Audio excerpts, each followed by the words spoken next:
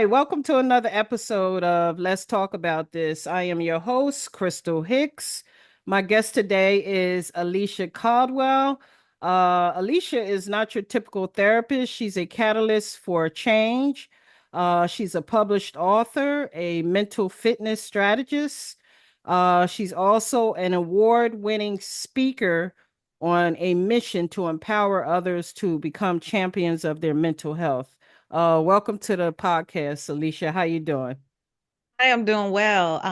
Thank you for having me today. I am excited about our conversation, but I'm doing great. How are you doing? I'm doing great myself, man. This platform is based on mental health and wellness, and of course, we always got to make sure we take care of ourselves first. And that's what I've been doing a lot of lately, just spending a lot of time with myself, going to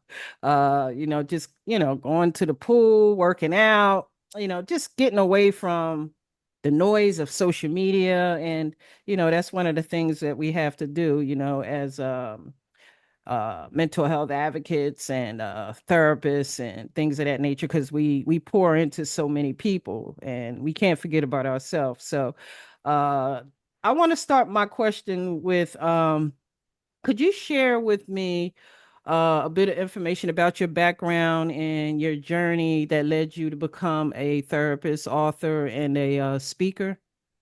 Absolutely. I'm a licensed professional counselor of 20 years, and I have been in this mental health and wellness space, not only in a professional capacity, but on a personal journey of my own. And in my book, The Journey Back to Self, I chronicle some of those experiences that I've had in my own life Mm-hmm. that led me to this path of helping other people to become champions of their mental health, because it started with my own origin story. Mm-hmm. It started with me recognizing at a certain point in my professional career that although I had the education, I had the accomplishments, I had the license, I had the things that the world said that I needed to have to experience this success that so many of us high achievers are chasing, but I didn't have one critical component, and that was my mental health and well being. And this was me being a licensed professional, Mm-hmm. helping other people to identify their pain and orchestrate their change. But all the while, I needed my own help, health, and healing. Mm-hmm. So I had to go on this journey, figuring out my own origin story and the why questions behind this experience of looking the part, but on the inside falling apart. And there's so many of us that we are champions on the outside. We are doing all the things. We are showing up in all the spaces Mm-hmm. at the highest height of our accomplishments, but no one would know that on the inside, there are these fractures, there are these broken pieces that we haven't yet reckoned with, That's true. that we haven't yet healed. And I'm on a mission to make sure that more of us are having authentic conversations about where we are mentally, Mm-hmm. emotionally, physically, spiritually, relationally, so that we can come together in community, Right. real community, and hold each other accountable um, to being the best versions of ourselves. Because even though my book says the journey back to self, it's not a solo journey, Mm-hmm. I it's a always say that. community journey. Yes, go Yes, I ahead. always say that, it's a journey that we're all on.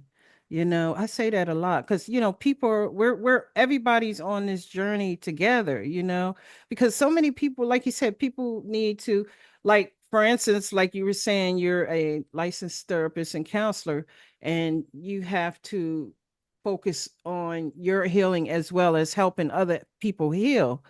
And, sometimes we can find ourselves forgetting about that, you know, and just focusing on pouring into other people. So what do you do to keep yourself focused on working on yourself as you're working towards helping other people? It's really an intentional daily practice, Yeah. which is what I share with other people. we're not going to accidentally be healthy. Mm, We're not going to accidentally be successful. It requires intention. And for me, during seasons like I'm in right now, where I'm doing things that no one else in my family, I'm doing these things that no one else in my family, they haven't done it.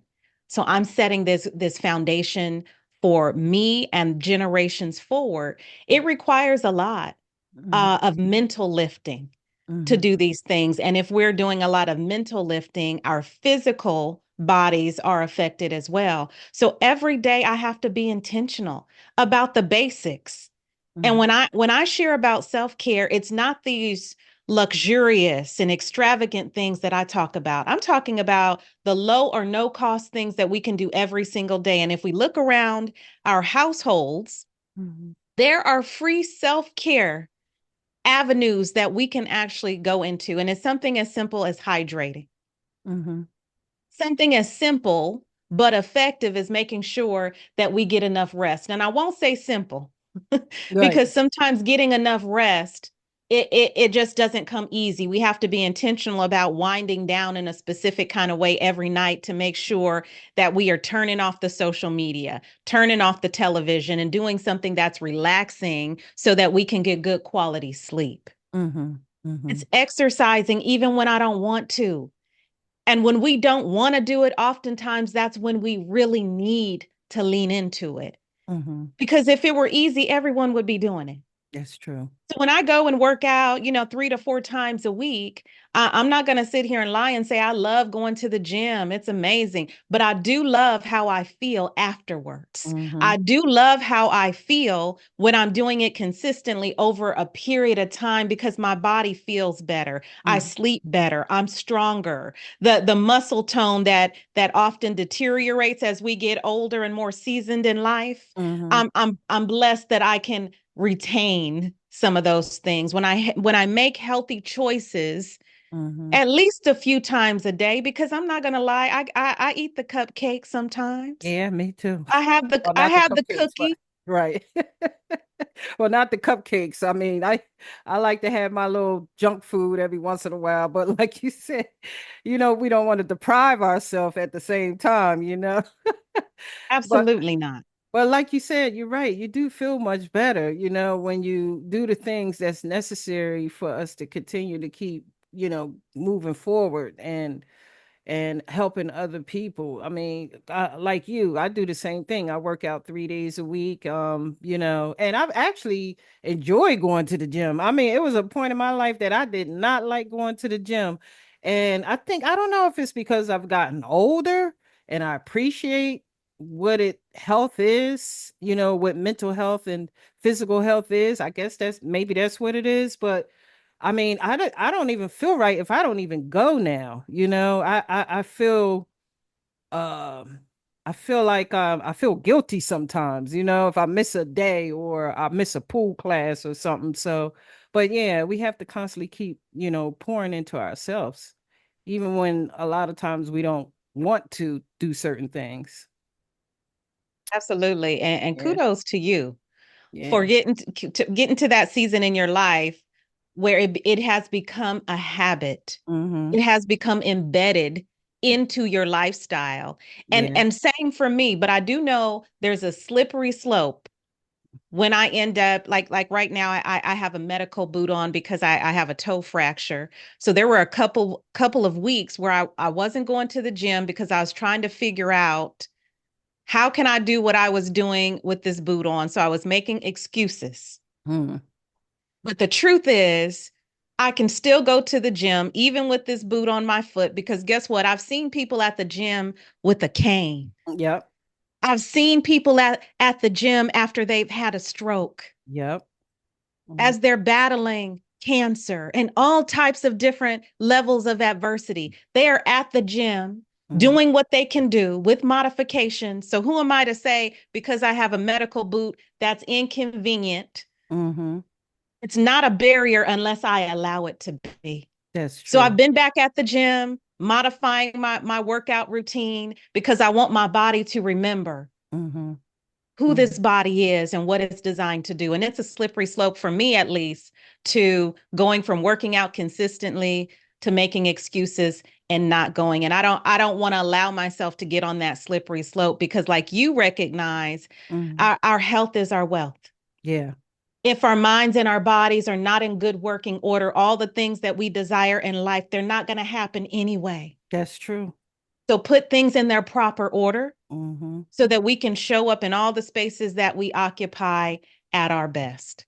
That is so true. I'm glad you elaborated on that because that is so important. People don't realize a lot of times we are out here chasing, you know, we're in that survival mode constantly, and trying to survive, trying to keep a roof over our head, trying to keep our bills paid, and and trying to make more money or trying to build that empire or whatever. But like you said, you can't do none of those things if you're not mentally right in your mind or you're not physically right in your body.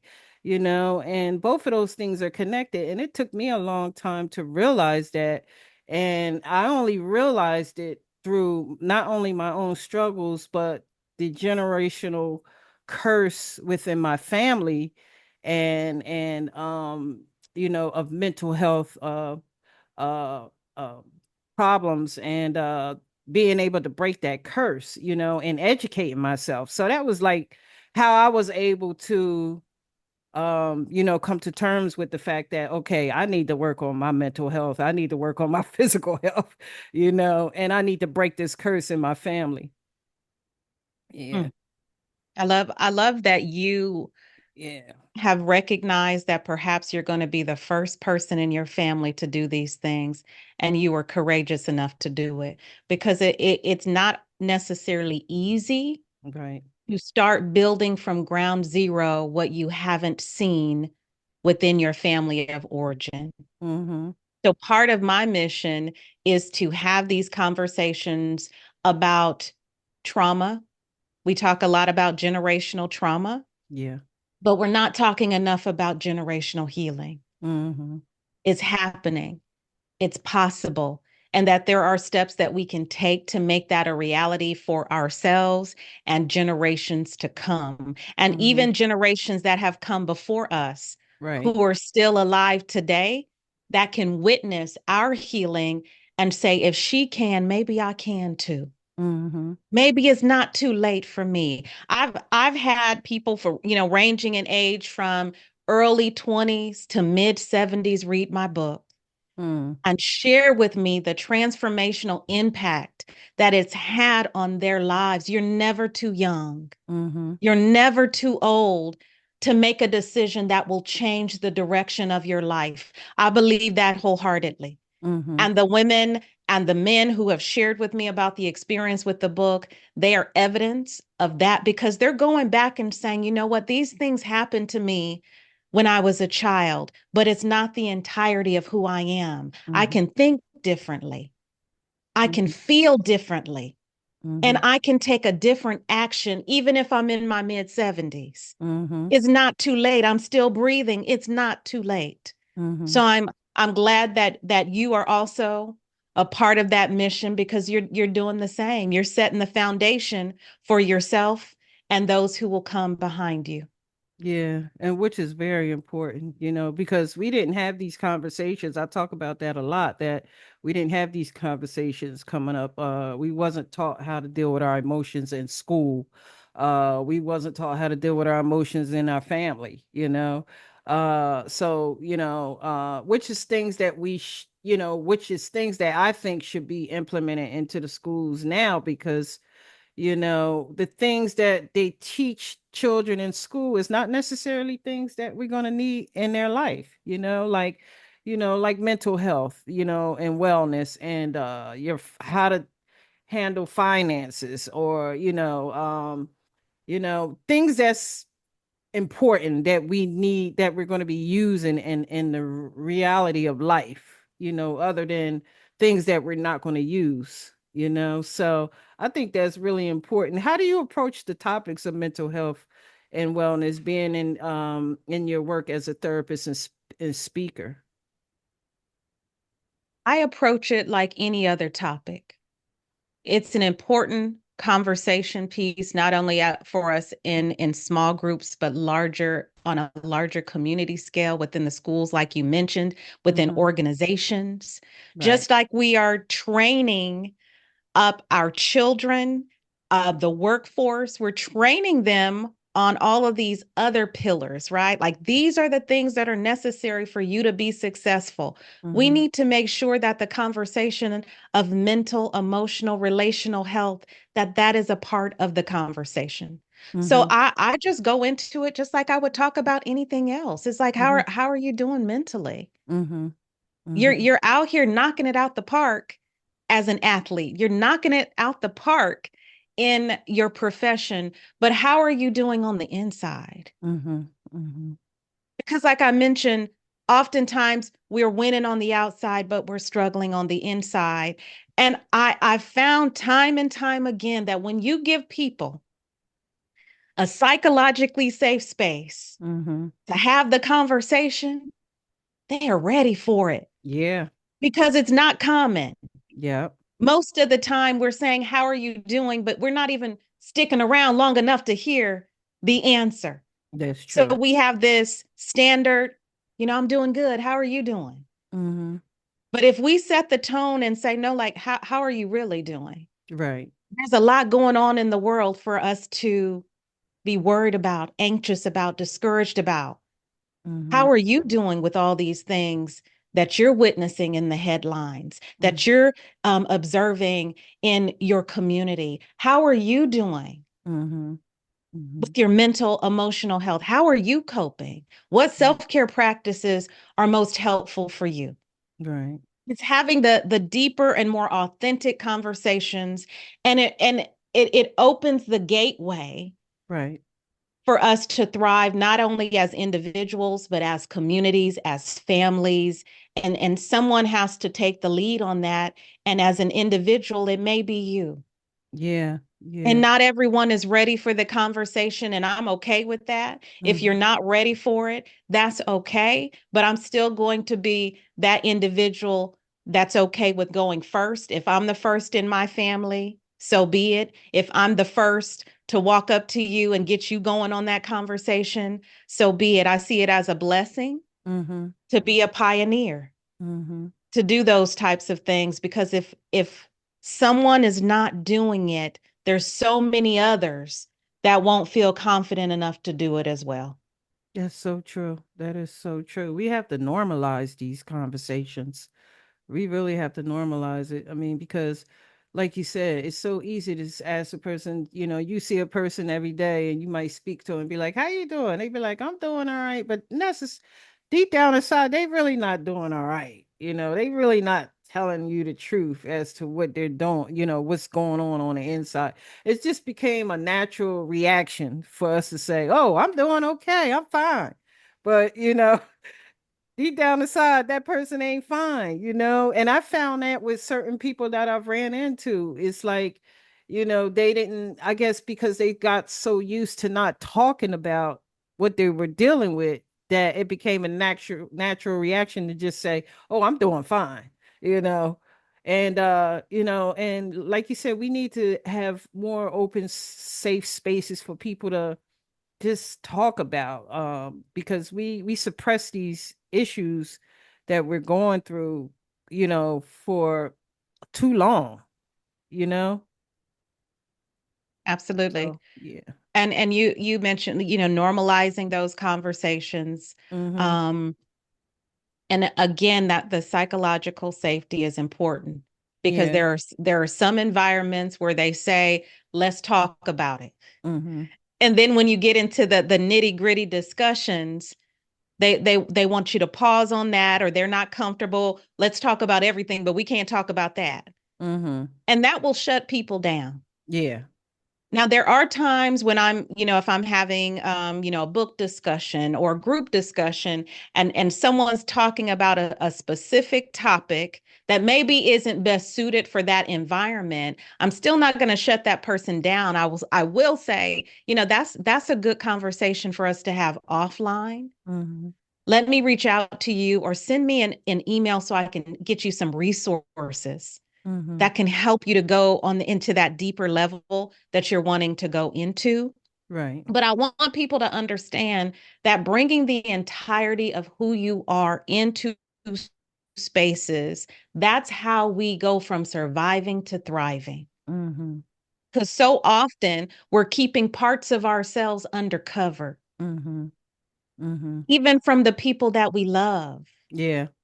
We Yeah. don't want them to know that we're struggling. Perhaps, someone listening that will listen to this, they don't want to burden someone else, but we don't know what someone else might want to or can help us with or give us a resource for until we let them in. Yeah. That is so true. I sincerely believe that success in life is a team sport. It is. It Yeah. requires us to have a life support system. Mm-hmm. Sometimes it's family and friends, and sometimes it's professionals Yeah. that Yeah. we hire into our lives, that we contract into our lives to say, I need you to help me with this particular area. And Mm-hmm. anyone that is at the highest level of success, Mm-hmm. guaranteed, and I'm like, I challenge anyone to correct me if I'm wrong. They have a team. Mm-hmm. They didn't get to that level of success solo. Right. So we have to get, I think, out of this idea that we have to struggle alone, even if we've seen generations before do it. We have Mm-hmm. to ask ourselves, is that the best strategy for me with the Mm-hmm. type of life that I want to live? And most of the time, when we're on a journey of health, healing, empowerment, the answer is I need other people on this journey with me. I can only go so far on my own. I Mm-hmm. will reach the end of myself. Mm-hmm. And then what? That's true.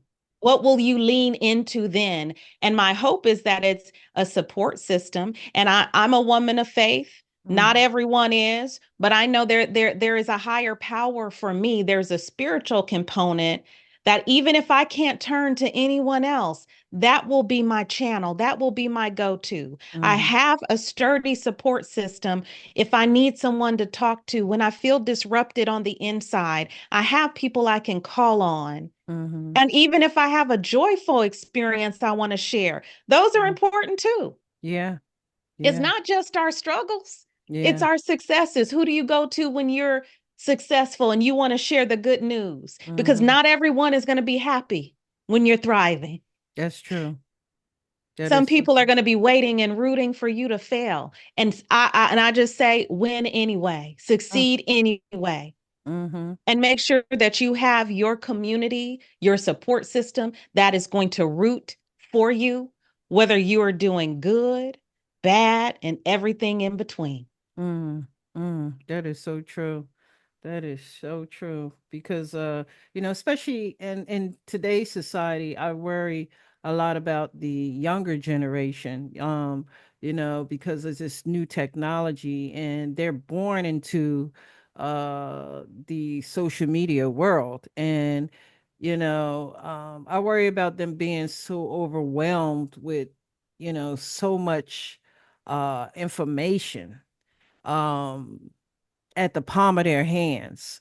And it could be good, it could be bad, it could be violent, it could be, nudity, all kinds of stuff that they're overwhelmed with. And that's one of the things that bothers me more so than anything is the kids, because this is the new generation and they could get caught up into that world, into the world of social media, and they have to. And I don't see where a lot of children, well, I don't know what's going on in people's households where they're being, I just think that it's important that they have that balance when it comes down to social media, when to turn that phone off, when to disconnect from social media, because it's set up to exploit our minds and our brains and to keep us coming back. Those notifications is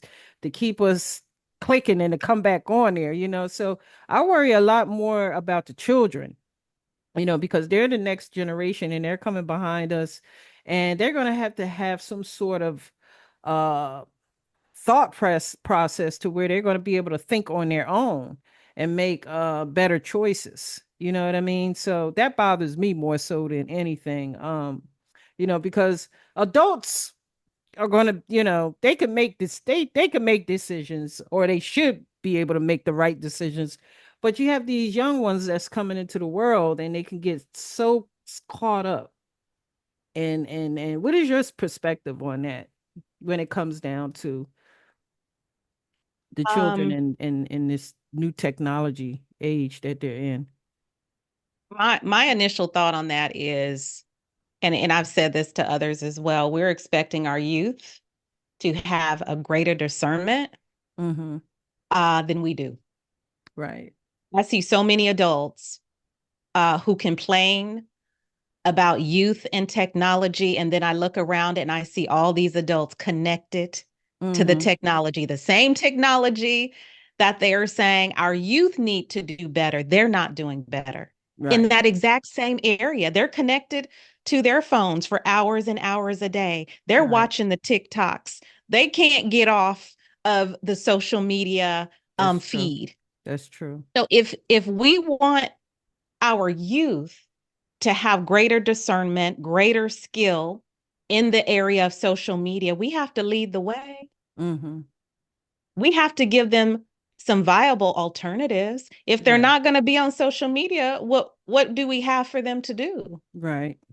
What Right. other avenues do they have to be connected, and even, and I say connected with some air quotes, because social media would lead us to believe that because we can access this global community, that we're more connected than ever before. But the truth is, we have an epidemic of loneliness going on. That's true.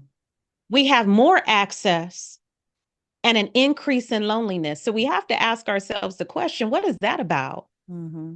I have millions of people at my fingertips. So why is it that so many of our youth and even adults are experiencing this deep level of loneliness? Mm-hmm. I believe that we have lost the in-person element of connection. I do too. I I don't do. know if you've ever experienced this, but I've been at, restaurants, and I look over, and I no lie, I was just at a restaurant last week, Mm-hmm. and there was a father at a table with two sons. They were probably between the ages of probably 7 to 10 years old. And Mm-hmm. that entire time the father was on his phone Mm. No while his communication. two sons were at the table with him on Mm-hmm. his phone. I don't know what he was doing. It could have been something urgent. Right. It could have been work related, and he's sneaking out to have lunch with his sons. I don't know what it was, Right. but I recognized that he is physically present but emotionally absent. That's true. No conversation taking place, and I kept kind of peeking over there, not to judge, but just to observe. Mm-hmm. So again, we may be saying to our youth, you all need to do better with social media. It's harming your mind, it's harming your emotions, it's harming your relationships. Then we have to lead the way Yeah. and You do. say in our households first, let's have a no phone zone. Yeah. And maybe that's during dinner time. If you're Mm-hmm. if you're eating dinner as a family, maybe it's when you're riding around in the car Mm-hmm. with your family. Maybe that's the no phone zone. Yeah. Yeah. We have to lead the way if we want our youth to do better. We have to do better first. Yeah. And that starts in the home. That starts in the home. We can't rely on other people to make those changes. We have to, as parents, as a community, we have to, that has to start right in the house, in your household. Like you said, you have to have those boundaries set to where no phones at dinner time, no phones. We need to socialize a little bit more. We need to communicate, because we don't even know what's going on in these kids' head, because they so, we're into the technology, like you said, as adults, and then you have the children who are into the technology. So there's no kind of communication going on amongst the family and the kids at all whatsoever. So we don't know what's going on in their head, you know what I mean, or what advice or what information that they're getting or where they're getting it from. So it's so important for us to stay on top of that. It You know? absolutely is. And Yeah.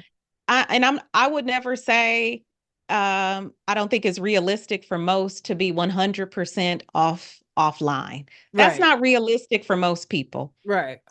But set the tone for what you believe is a healthy rhythm Mm-hmm. of online experience, right? So Right. and our phones are a great tool as well. You Yeah. can put settings on the phone that alert you to whatever your time limits are. Say you say, hey, I only want 2 hours a day on social media, and at Mm-hmm. that time your phone will alert you and say you've reached your limit. Now you can Mm-hmm. override it, of course, Right. Right. Right. but it's going to give you the alert. And if you're Mm-hmm. setting boundaries for yourself and you're honoring the boundaries for yourself, Yeah. that's your cue. And I know my phone, it will give me the summary Mm-hmm. of how many hours on average I've spent on social media. And I know there's some weeks I'm like, oh Lord, Right. that's not Yeah. I am too.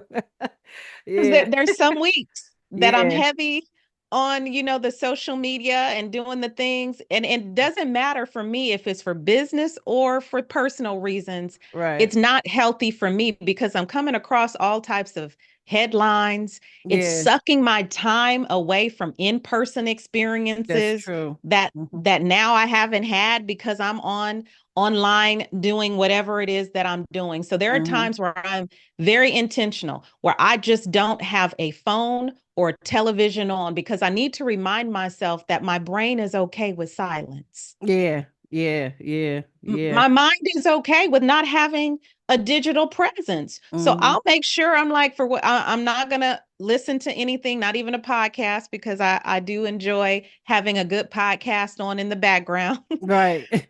But I'll intentionally keep the devices turned off because I don't want to ever be in a position where I am chained to the digital arena where I can't be without it. I can't be without something playing in the background. But Mm-hmm. sometimes it's music because I love music, Yeah. but silence is just a reminder to me that I can be present, fully present in the moment with myself and doing what it is that I'm doing, even if it's cooking dinner, cleaning, Mm-hmm. whatever it may be.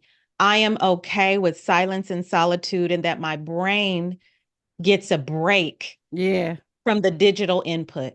Yeah, yeah, that's the same here. I have to make sure I got to be intentional a lot too.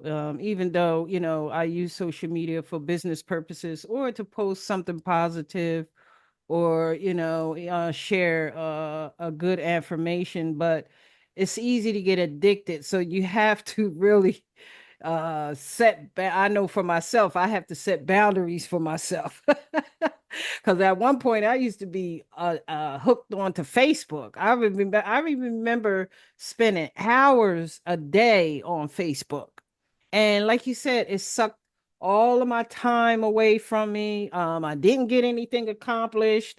And I was like, you know what, I need to go to Facebook rehab because I'm getting this is getting to be a little bit too much. So but yeah, I had to do the same thing. I have to be intentional with myself as well, as far as like, because and then you see a lot of too much of that and you can, I guess you can, set your social media site as to what you want to see and what you don't want to see too.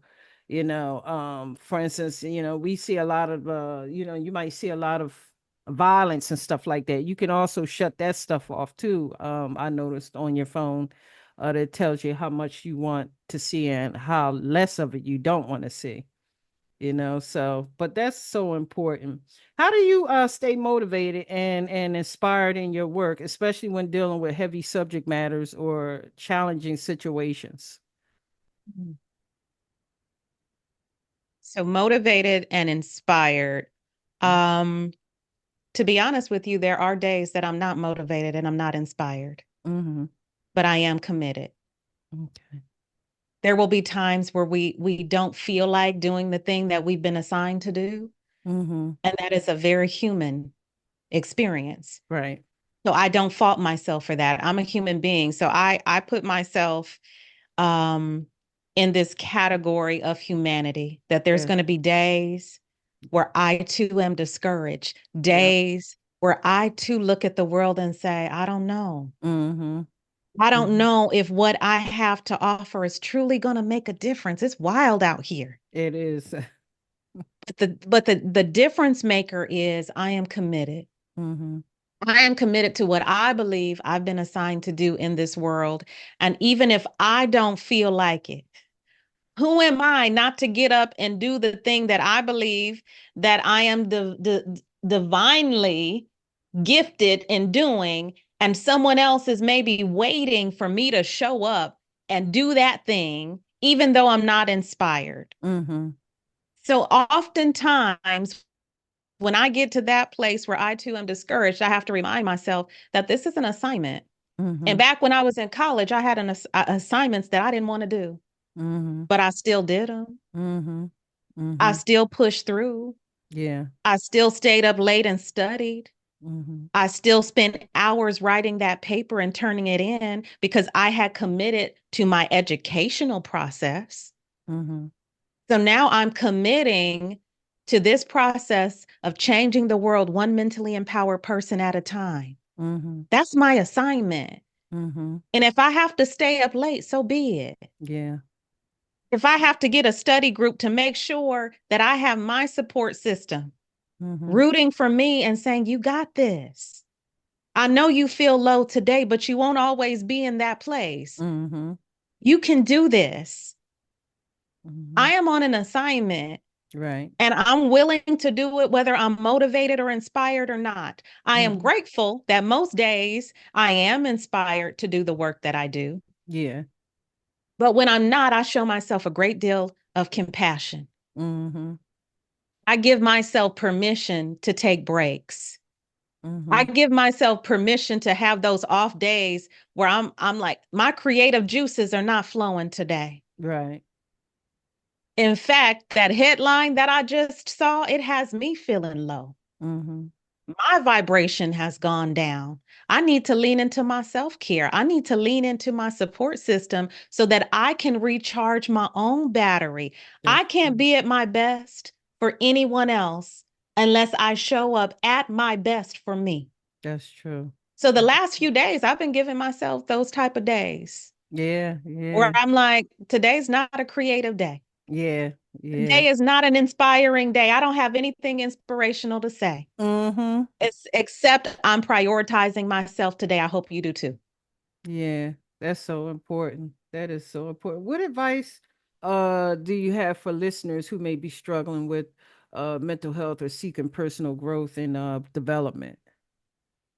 Mental health specifically, depending on the state of the mental health challenge. And I won't even say depending on the state. I believe that we all can benefit from therapy. Mm-hmm. And I know that's coming from a therapist, and people are probably like, yeah, right. Yeah, of course you're going to say that you're a therapist. I'm a therapist that believes in therapy, not only for myself, but for others. Right. You don't have to wait until you are in the depths of despair Mm-hmm. to reach out for help. You could probably feel like, hey, I'm doing pretty good, but I'd like to do better. Mm-hmm. I think I'll reach out and speak to a therapist. I want to talk about some of these things I've been battling with lately. I can handle it on my own, but why should I? Right. Why should I stick to this narrative of, the strong friend or the strong person that doesn't need help? Right. So Mm-hmm. I would say no matter where you are in your life, whether you're doing pretty good Mm-hmm. and you want to keep doing well, or you feel like you're at your breaking point, Mm-hmm. reach out and get support from a therapist, a counselor. Perhaps it's a life coach, but just know that oftentimes life coaches, they don't necessarily have the educational background Mhm. to walk you through some of the deeper layers of mental or emotional challenges. So you may need a life coach and a therapist, Mhm. but find out what it is that you need to succeed. What is Mhm. it that you need to live the life that you desire and deserve to live? Mhm. So if you're looking for whether it's mental health, self-development, self-empowerment, whatever word you want to use, I strongly recommend during this season that we're in right now, don't struggle alone. Mhm. And if Mhm. you're someone that's like, I'm not doing therapy, that's absolutely not for me, then I don't know, perhaps is your pastor an option? Right. Do you have a Right. mentor Right. that can help you on your journey? Do you have trusted family members and friends that you can share authentically? They may not be able to walk you through the healing journey, Mhm. but there is power in just sharing your truth. Mhm. Mhm. But if you're really looking for someone to go on this journey with you, and they have the educational background and the licensure to get to the root causes of where you are and help you to get to where you want to be, I wholeheartedly believe in therapy. Mhm. Mhm. I believe in it too. Yeah, I believe, especially if you don't have that support system, because a lot of people don't have support systems at home, and sometimes you might have to go to a professional, to be able to talk things out. At least that's what I found in my experience. Uh,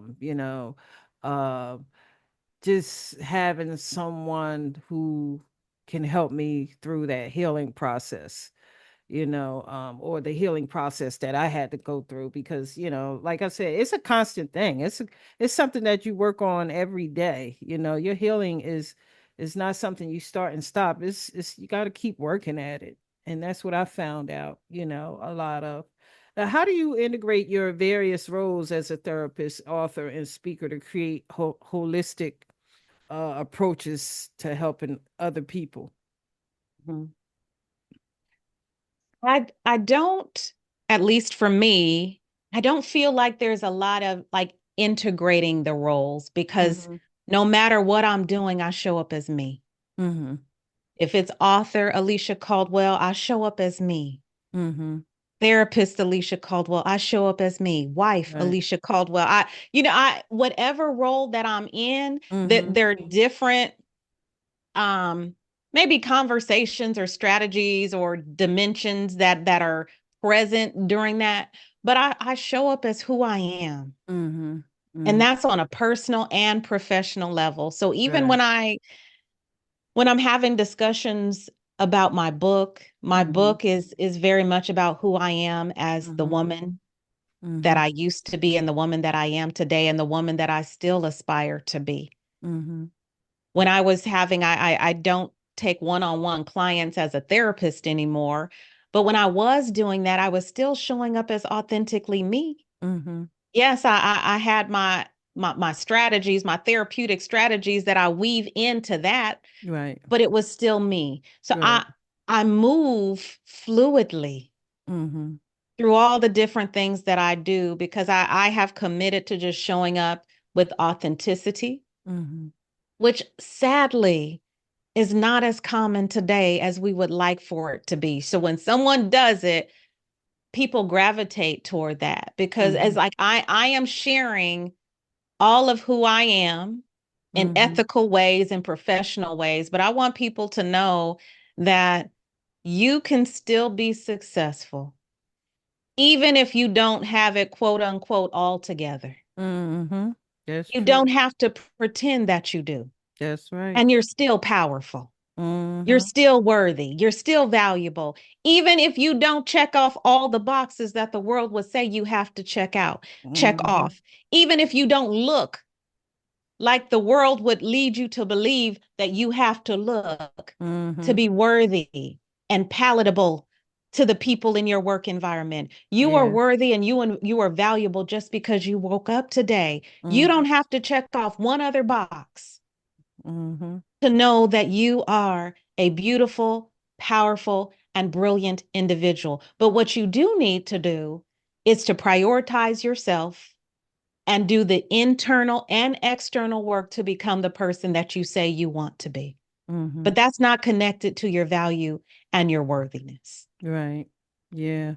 That's something you have to be intentional about, definitely, as working on your mental and your physical.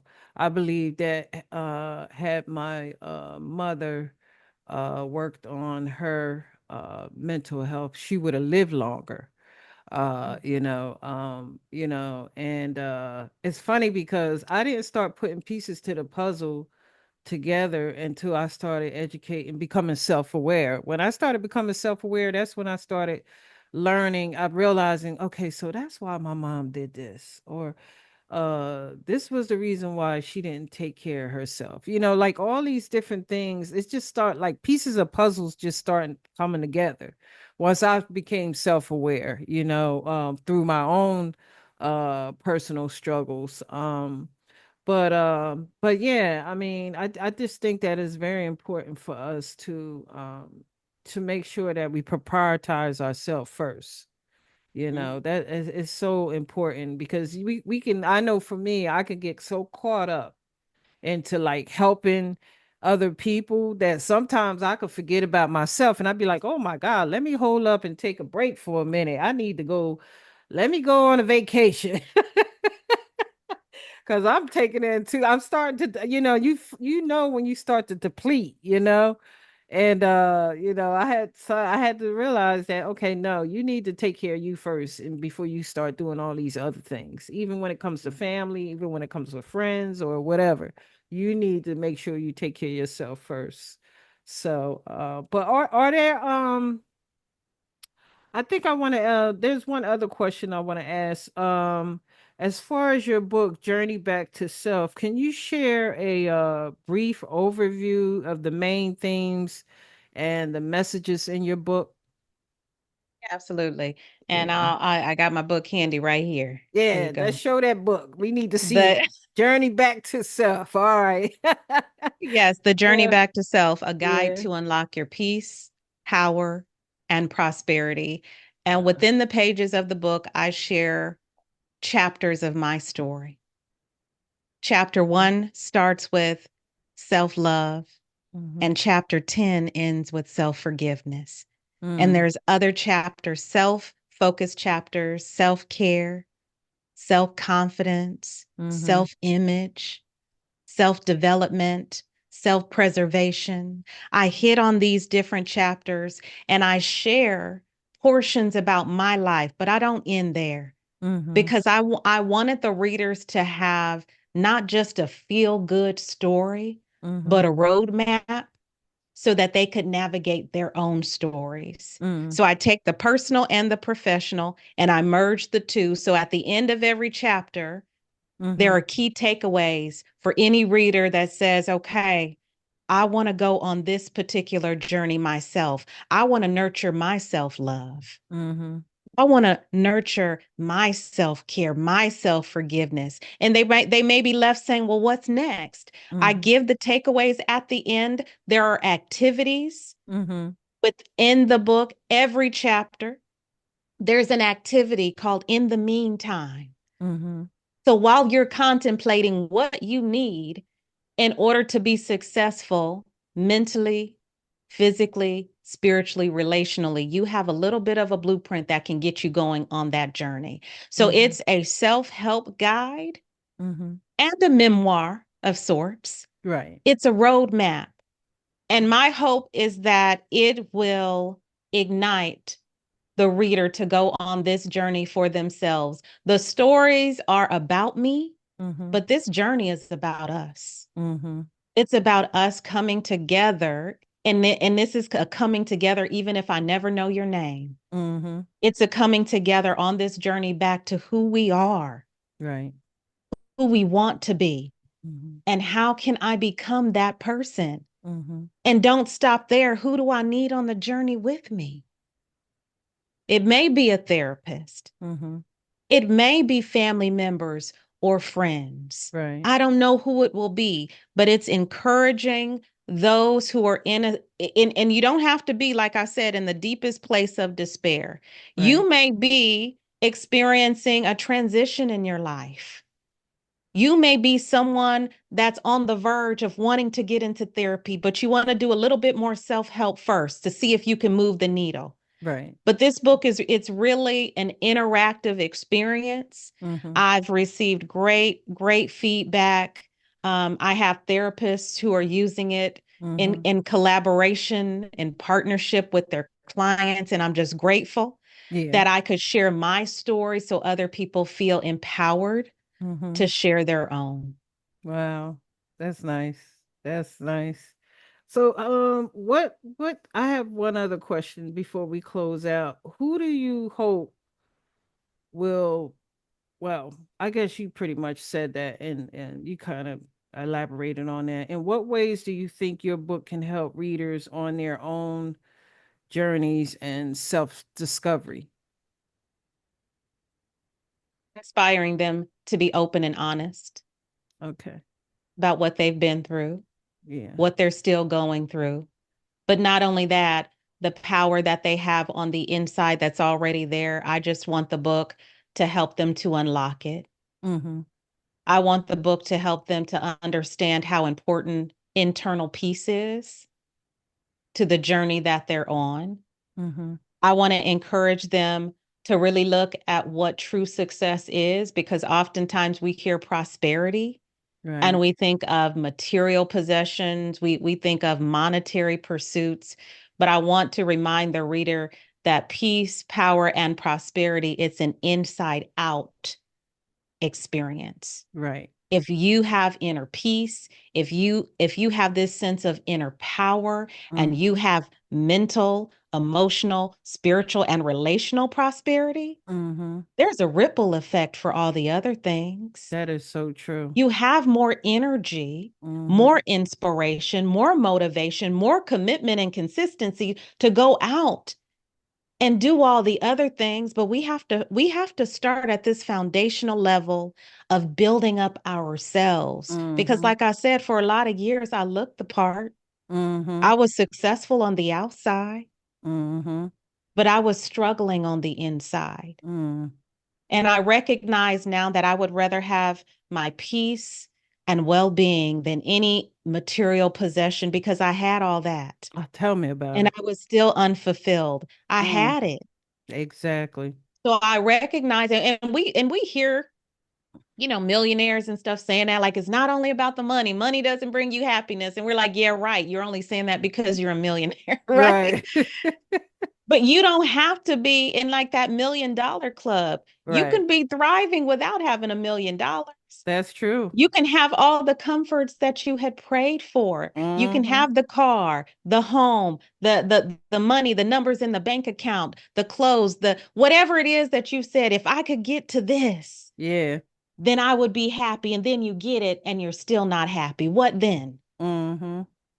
It's an inside out experience. So with my book, The Journey Back to Self, it's encouraging us To get back as to a ourselves. community. Get back to yourself. Who are Right. you? Right. That's right. Look Yeah. internally as Yeah. you're pursuing the things that you want externally. Get to the inside part first, and Yeah. everything else feels different, That is looks so, different. yes, that is so true. I mean, I experienced that because, like you said, we think that we think material things is going to give us the happiness, but it's not. It's not because you get that brand new car and you're happy for a moment, and then after a while you're looking for something else to make you happy. So it's not the material things, like you said, it's what's on the inside. It's the peace of mind. I know for me, it's like, you know, having a peace of mind, and being grateful for what I have right now at this moment, and not trying to keep up with the Joneses, or to me that's you're that's suffering. To me that's suffering when you're looking for all these other things, but it's what's on the inside that makes it's just having a passion for what we're doing, you know what I mean? Like just being able to help other people heal. that brings me more peace of mind and working on myself than anything other than, money is a good thing to have, but it doesn't bring the peace and the happiness, it just don't, but yeah, I keep saying I have one last question, but I got one more. What advice would you give to an aspiring author who's looking to share their own personal stories? To start. You Just don't start. have to have it all figured out yet. Okay. Don't get stuck on the logistics so much so that you just don't start Mm-hmm. writing and sharing elements of your story, if that's what you want to share, elements of your expertise, depending on what type of book the individual wants to write. But Mm-hmm. I would just say start. I've shared this when I published my book in February 14th of this year, 2024. I Mm-hmm. shared that I started writing in 2018, Mm-hmm. but fear took over because I Mm-hmm. was afraid of what other people would think. I was afraid of what certain family members would say about me writing about my life and my personal experiences. What Mm-hmm. would they think? Would it be hurtful to someone else if I wrote about this in the book? So I got 2 to 3 chapters in, Mm-hmm. sent it to the editor. She sent it back saying this is looking great, gave me some developmental things to consider, Mm-hmm. and I stopped. And Mm-hmm. I didn't pick back up writing until 2023, which is when I finished my book, The Journey Back to Self. So I would say those two things. One, just start. And two, make sure that you bring your courage and your confidence with you. Mm-hmm. Because the reality is sometimes when we are on the verge of our breakthroughs, that's when our minds will try to sabotage us the most. Mm-hmm. That's when that sense of like, who am I to be writing a book? Mm-hmm. Who's going to read my book? Who Right. cares what my story is or what I have to offer? That's true. Don't worry about who's going to read the book. Worry about you writing the book. Mm-hmm. There's someone out there that needs what you have to offer. Mm-hmm. And my personal fears kept me from empowering someone, but I do believe that it was a divine delay Right. because the book that I would have written in 2018 is not the book that I wrote in 2023. Mm. My confidence was different. Right. My courage was greater. And the wisdom that I gained over that period of time, it was robust. Mm-hmm. It was alive and it was ready to be written. Does that mean I was absent of fear? No. It just means that fear was in its rightful place and that was in the back seat and I was in the driver's seat. So Mm-hmm. fear it's a normal feeling, emotion, but Right. just make sure it's in its rightful place Right. and keep doing the things that you're designed to do because somebody is waiting for you to write your book. Mm-hmm. You have a book that's locked inside of you that's waiting to be written. The question is, what's keeping you from it? Right. And oftentimes we are the biggest barrier to our success. We blame it on other things, Mm-hmm. but it's us. We have to get out of our own way, take our own advice. If you knew someone that wanted to write a book but said, I'm too scared to do it, what advice would you give them? Mm-hmm. Would you say, okay, don't write it? Right. You would say, break free of that thing. Yeah. You're deserving of writing that book. You don't have to have it all together. Just start writing. That's what editors are for. That's right. Start writing the book and partner with someone on that journey of writing your book that can help you along the way. There's book writing coaches, Mm-hmm. there's the editors, publishing companies, and all the different things. Mm-hmm. So if you want to write a book, start writing and allow it just to start flowing and then go from there. That's true. I like that because I was the same way when I started this podcast.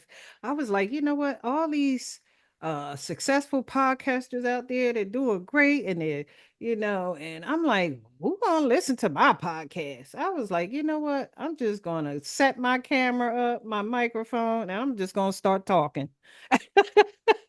And that's pretty much what I did. I was like, I don't have all the expertise and all this type of stuff that I thought that I had to have in my mind.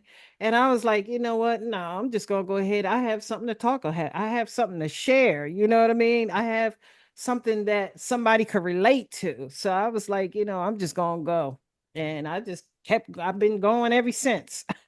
Mm, So, that's but amazing. yeah, yeah, because like you said, we have something to share that can help somebody else, and we could be our own worst enemies by having these stories in our minds, that's not even true, that would keep us from doing the things that we should be able to do as far as like having a purpose and sharing it with other people. But Hmm. thanks a lot, Alicia, for being on the podcast. I really appreciate it, for stopping through. Could you let the audience know where they can pick up your book? Yes, if you want to get on this journey, if you want to join the journey, head over to my website at aliciacaldwell.org and you can pick up your copy there today. And of course, if you'd like to stay connected to me on social media, the best place is on LinkedIn. Mm-hmm. And my handle on LinkedIn is the Alicia Caldwell. I just want to thank you, Crystal, for inviting me to be here today. I love what you're doing. I love the conversations that you're having, and I pray that you will continue. Oh, thank you so much. And I appreciate you for stopping in and sharing such valuable information in your book. I always usually pick up the guest book because I want to keep being informed, and I want to keep educating myself, and I want to keep pouring into myself as well so I could keep pouring into others. And for those who are watching, make sure you tune in each week for another episode of Let's Talk About This. And don't forget to hit that subscribe button so I could bring on more guests like Alicia Caldwell. And on that note, we'll talk to you again. Thanks again, Alicia, for stopping in. I really appreciate it.